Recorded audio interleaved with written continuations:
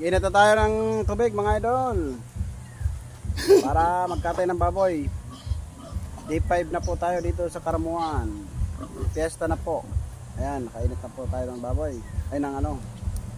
Kainit na tayo ng tubig. Katayin na natin yung baboy. Dapat doon natin nilagay oh.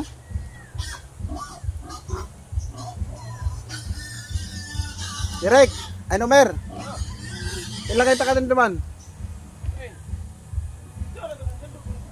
Dahil masalbig diyot ha baba.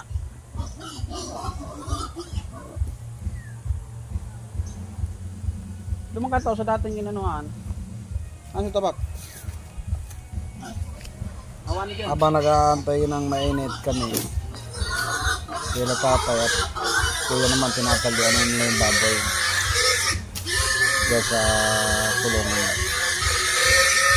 Mga idol, kumukulo na yung mainit na tubig.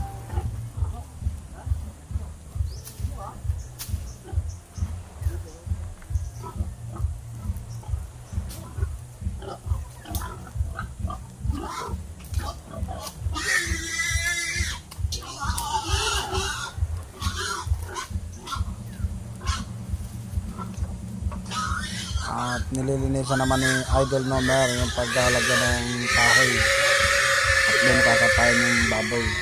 Kaya nilagay ko na yung kahoy ng Idol. Doon ipapatay yung baboy sa 2 pirasong kahoy para yung ano niya masahod.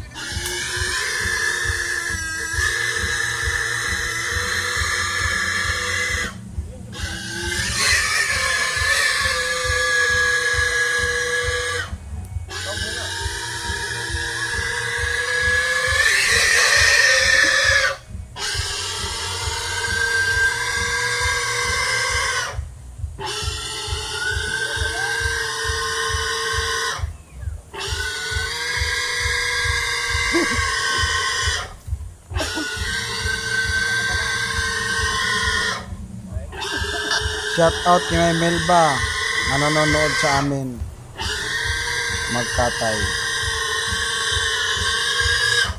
Kaway, kaway, kaway, kaway.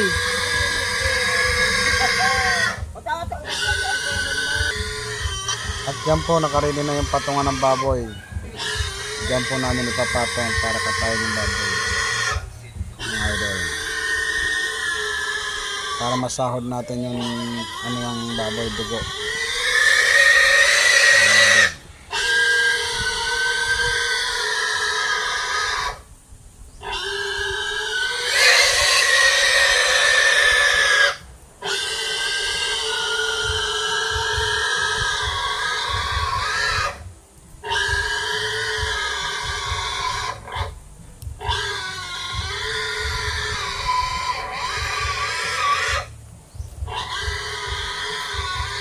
Nga po, ginagatungan ko na yung apoy para mabilis nang kumulo ang ating mainit na tubig. Yan. Puro mga bao ang ginagatungan namin dyan, mga idol. Para malinas.